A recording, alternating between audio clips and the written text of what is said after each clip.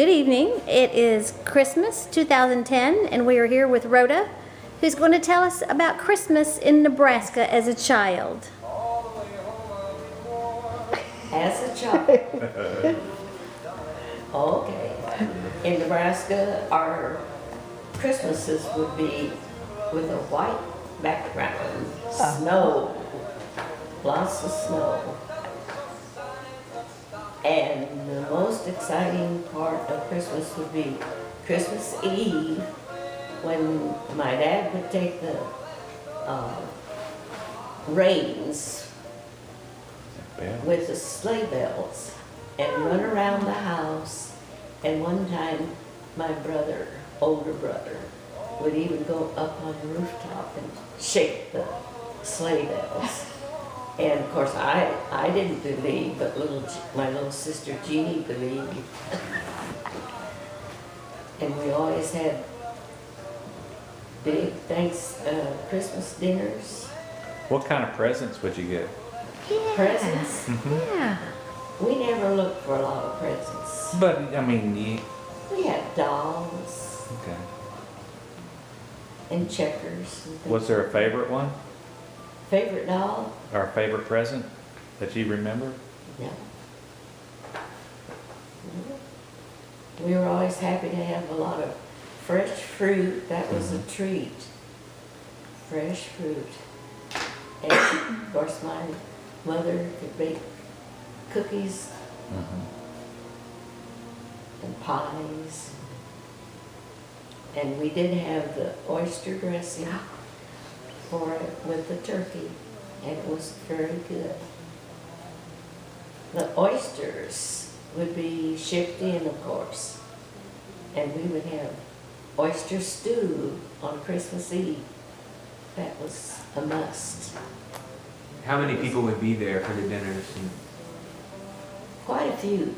Or you'd have cousins and We had, family come in from other places? oh yes, Okay. Where would they come from? Nebraska City, Okay. How would they? 60 miles away. Okay. And how would they get there? How would they get there? By automobile, old cars. Did your family own a car? Absolutely. We had a car.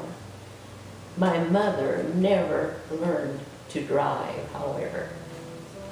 I don't know whether that was Dad's idea or what. But she never did learn to drive. She said, "Give me a horse and I'll get you there."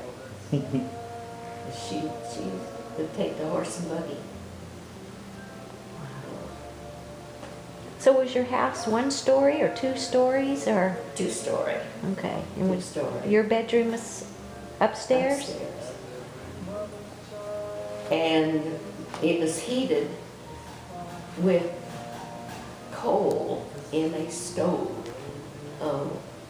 potbelly stove. And you didn't dare get too close to it and burn your. And we used to have our baths in the tub, the little tub, wash tub, close to the stove. And you had to be darn careful not to get bend over and get too close. That stove. Yeah. What about, how did y'all decorate your Christmas tree? We always had pretty decorations. A lot of them were homemade.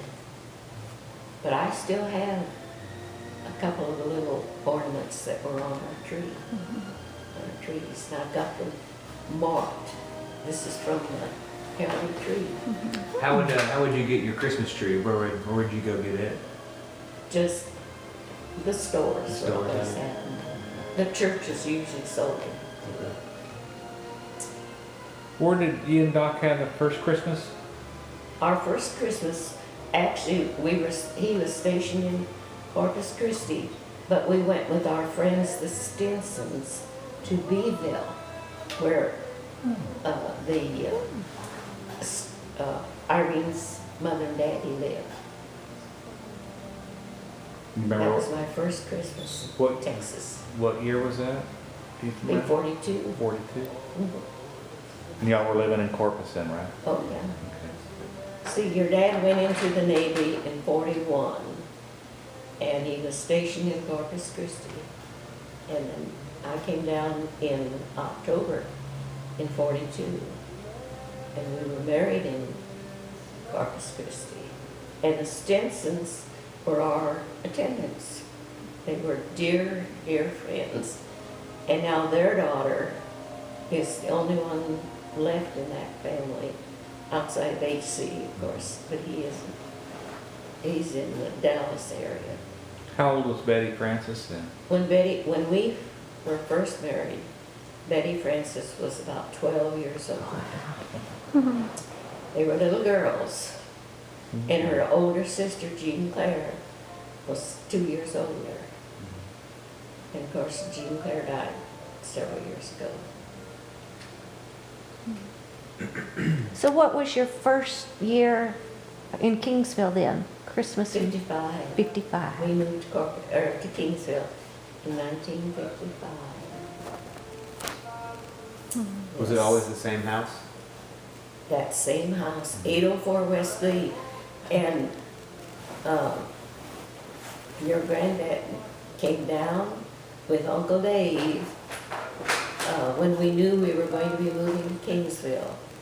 And they came down Kingsville to look for a house. And we had been living with 4 little kids in Huskerville while he finished his work at the university.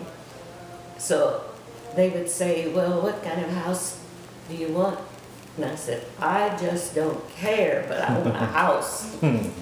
Because Huskerville was pretty rough living with 4 little kids.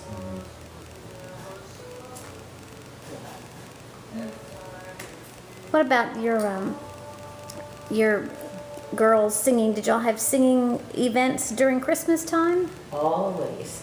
And by the way, our cantatas at our church, we would memorize our parts.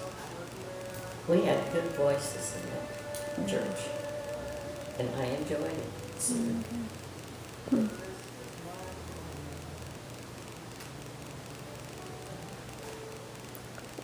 You were telling me earlier that you didn't go ice skating, but you did go sledding. We could go, yes. We would have sleds. And of course, we were not in a hilly city. Lincoln was pretty flat. And so about the only place to sled was behind a car, which was a dangerous thing to do. But that's the way we used to go sledding. The car pulled a sled. Besides the oyster dressing, what were your other favorite Christmas things that your mom would make to eat? Mincemeat pie. I Okay. love mincemeat pie. That was part of Christmas. And cranberry sauce was a treat. A real treat. I remember Doc used to like popcorn balls. Oh yeah, anything with popcorn was good. In any way, fixed anyway. Good. And homemade candies. I was never a good candy maker. But Did you, you were in charge of preparing lots of Christmas meals, I imagine? You had to cook for a lot of people? a lot of people. What do you think the biggest group of people you cooked for when that was? Well, let me think. Probably, I would say in the neighborhood of 30.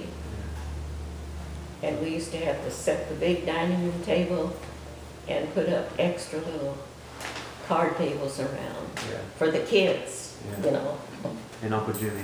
Yeah. So when was your first year to make your famous Christmas rolls? I mean, did you make those as a I teen? started making those when we lived in Newman Grove. Okay. And the ladies in Newman Grove wouldn't be caught going to the store buying bread. They baked their breads. And so I thought, well, I better learn, you know. Thank goodness. And I got that recipe from a magazine called The Kitchen Clatter. And it was published by a radio station back in Iowa. And that recipe was a good one. It made cinnamon rolls, and you could bake bread, and you could make donuts out of it. It's good.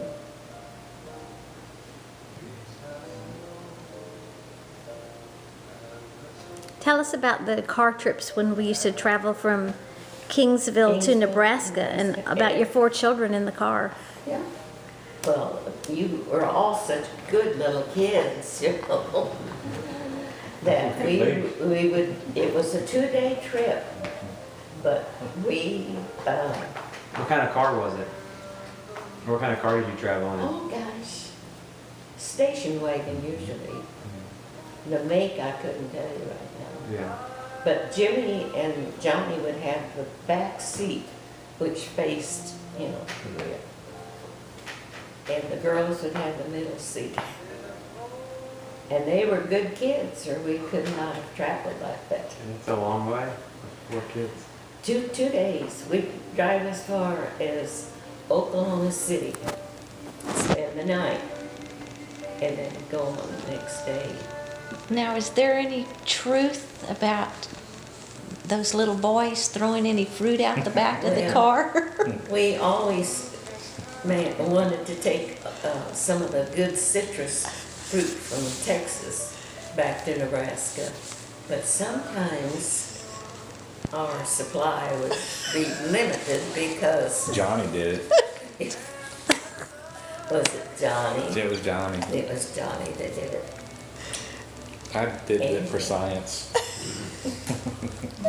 Were there any stops? You made that trip multiple times. Were there any places you stopped every trip?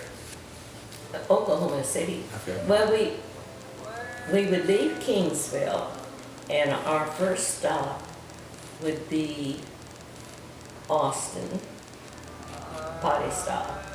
We'd go on as far as Fort Worth, Dallas. We'd stop there and then make it to Oklahoma City. And then we'd go from Oklahoma City pretty much straight through to Lincoln. And your children didn't really have kidney damage after those trips? No. No. No. And I remember, I would say, well, it was either Janice or Jody, well, are you car sick? And they'd say, no, just sick of the car. But we made those trips at least once every year, sometimes twice a year. Well, I just got back to see the folks.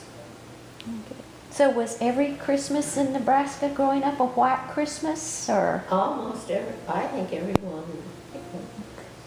And we were lucky if we didn't get caught in a blizzard.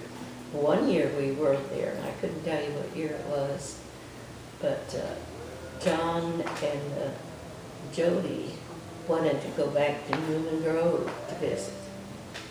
And they did, and on their way back, the blizzard hit, and they could not get back to Lincoln.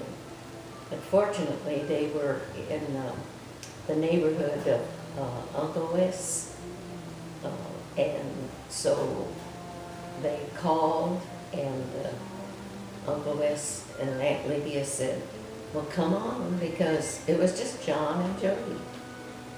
They were expecting their daughter and her family from Lincoln, but they couldn't get there. So Aunt Lydia had baked all this food, made all this food, because she was going to have company. So John and Jody got in on that feast. Good. Well, thank you, Mom. Can y'all go around there by Mom and just get in the picture? So we can tell everybody who's here? Yes, there you go. I don't know, didn't it? We're the stars of the interview. We're actually the favorites. Oh, yes. Okay, so there's Jimmy and Jimbo. Very good. And in the rest of the room, we have Jimbo's wife, Nicole. Hello. And Jim Perrin.